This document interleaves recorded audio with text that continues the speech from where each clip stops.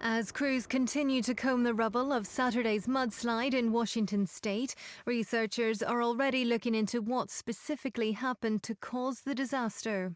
At least 14 people were killed, while more than 100 have been reported missing after mud, possibly produced by recent heavy rain, slid across part of State Route 530 near Oso. More than 100 properties in all were hit by the cascading mud, but it's thought some of these were part-time or holiday homes. The slide was so large it registered on a seismograph. The size of it was staggering, measuring about 1,500 feet wide and 600 feet tall.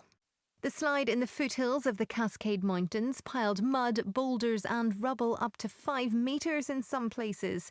It blocked the flow of the river, and there are now worries that this could cause further flooding and more mudslides.